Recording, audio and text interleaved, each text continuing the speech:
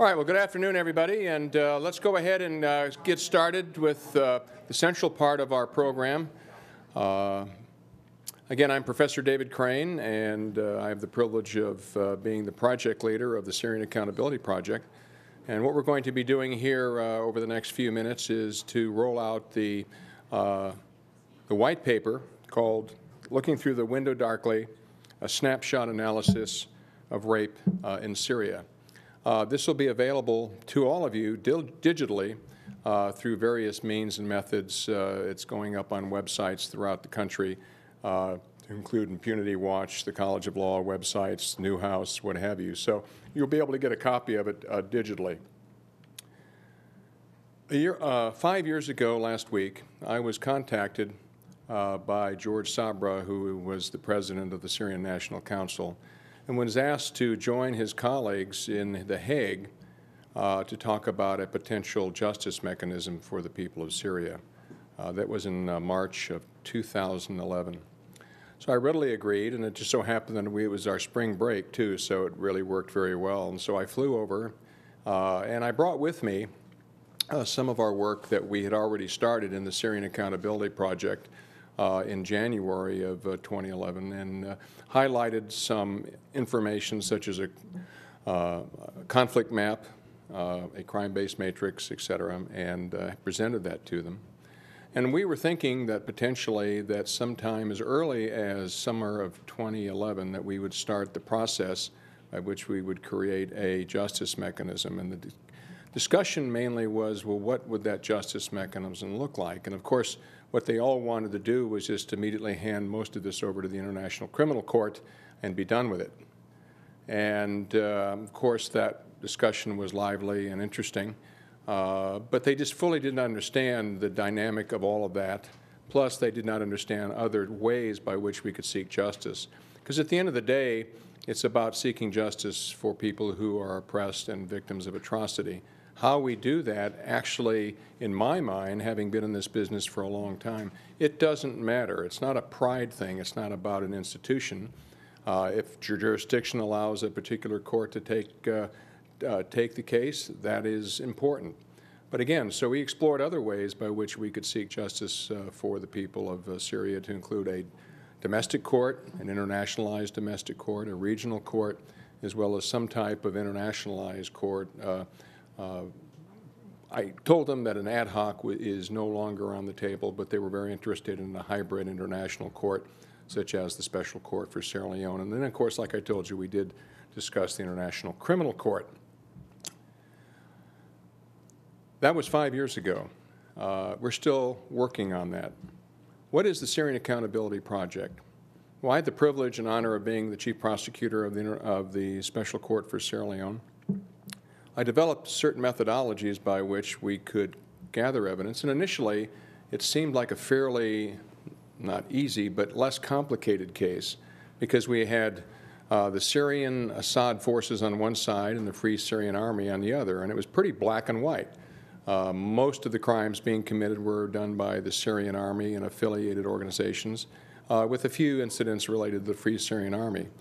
We began to document these incidents, and it's a neutral effort by the Syrian Accountability Project, like we did in Sierra Leone. We're there to find evidence. And what we wanted to do was create a trial package for a future local, regional, or international prosecutor. And so we did begin back in January of 2011, and it still continues to this day, what we call a conflict map. It's a narrative discussion summary of the entire conflict. One could read through that and have a sense of what happened. Appended to that is what we call a crime-based matrix, which highlights all verifiable incidents that have taken place in Syria since January of 2011. Initially, I was able to print that out at the end of May of 2011, and it was a thick document, but I was able to take it around to our client, the United Nations, the U.S. State Department, the International Criminal Court, and we gave them all this information.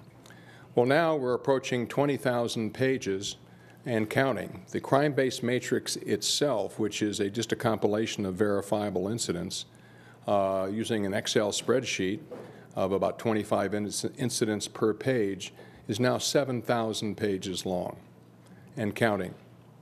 Well, of course, certainly a prosecutor can't use that as far as it's overwhelming. So what we've done is we've gone back and highlighted major crimes that have taken place so that we've distilled that down so a future prosecutor can be able to read and look at the gravamen of the offenses without having to go through, even though they certainly could, go through each incident. We also drafted sample indictments based on my indictments in West Africa. And those are classified, so to speak. Those will not see the light of day.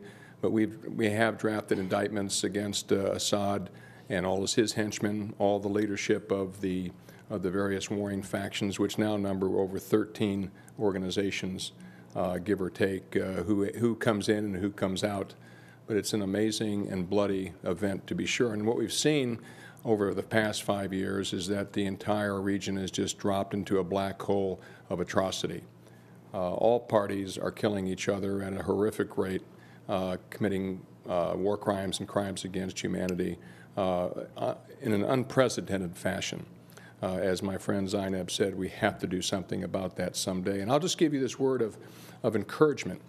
Just 10 years ago, well, now it's 11 years ago, an individual named President Charles Yankee Taylor did not think that he would ever be held accountable, even though I had indicted him in 2003, but he never thought he'd actually be held accountable for what he had done for the people of West Africa. 11 years later, he is now sitting for the rest of his life in a maximum security prison in the northeast of England. Not a very nice place. It's Her Majesty's maximum security prison, where he sits and gets up every morning and realizes what he's done. So again, I encourage, and you have to do this in the business that we are in. You have to take one step forward, sometimes 2 steps back, but you always have to take that step forward. And someday, Assad, his henchmen, and all the other individuals will be held accountable. And the Syrian Accountability Project, among other great organizations, will have a package ready for them to consider when they're deciding what kind of case that they will develop. So that's the Syrian Accountability Project. We continue to do that. We continue to move forward. This is a student-run, student-created organization from students from the Syracuse University College of Law. I personally am very proud of them.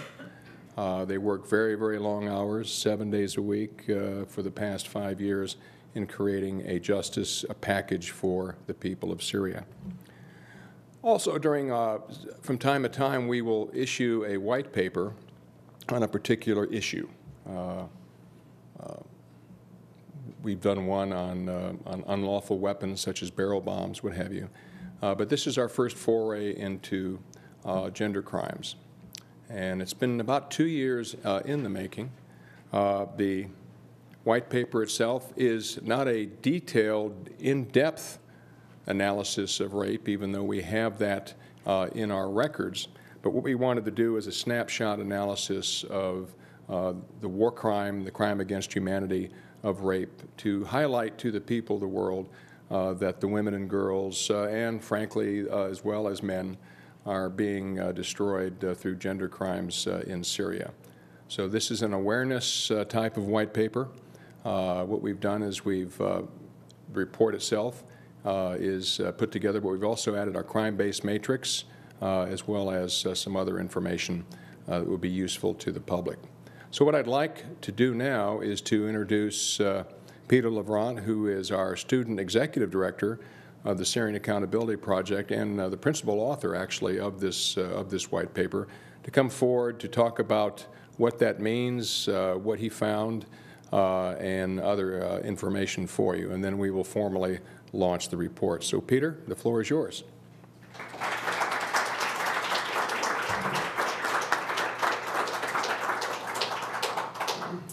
Thank you, Professor Crane. My name is Peter Levrant. I'm the Executive Director of the Syrian Accountability Project and also a third-year law student at the College of Law. As Professor Crane mentioned, this report is actually a culmination of 2 years in the making. It started as a project while I was in Brussels with an alumnus of our program, and it's since turned into something that really has exceeded all of our expectations. It really is, while not comprehensive in topic, it is very comprehensive in terms of what it does.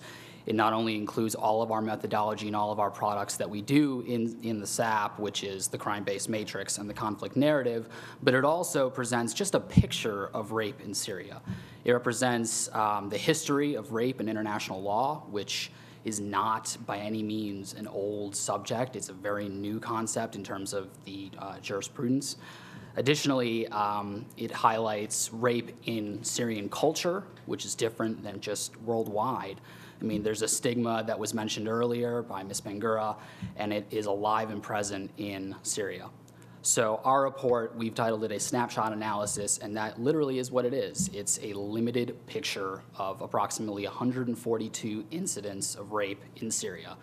This by no means accounts for all that's happening. I mean, estimates right now are out there between 6,000 and 50,000 accounts of rape, but this is 142 that fit our methodology of credibility and having the right location, time, and details that we felt comfortable with analyzing.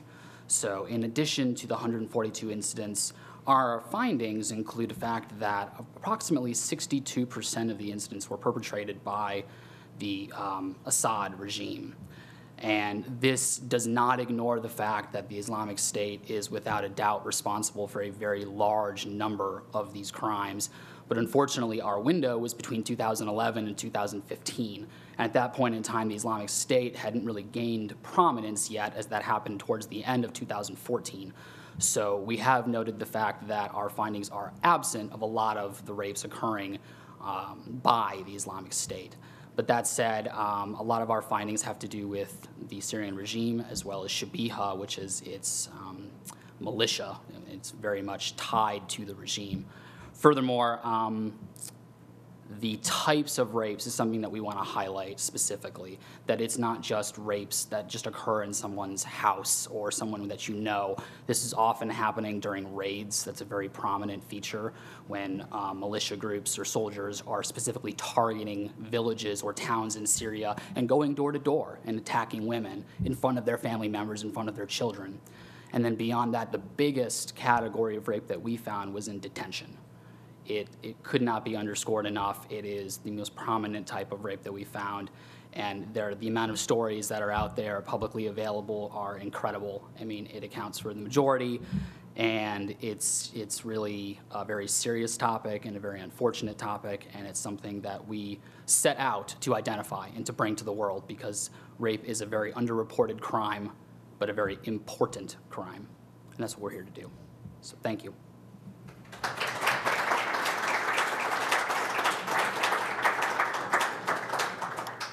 So what we'd like to do then is, if we could ask Zainab Bangura to come forward, we'd like to formally present to her in a symbolic rollout of this report. We are so pleased to be able to hand this to her because, as you can tell from her important comments, it's really, this is the office within the UN that continues to represent women around the world in conflict. So on behalf of the Syrian Accountability Project and the students and professors who are a part of this, we'd like to present you formally this report on rape in Syria, and hope that we can assist you in any way we can in your important work. So thank you for all that you do for women around the world.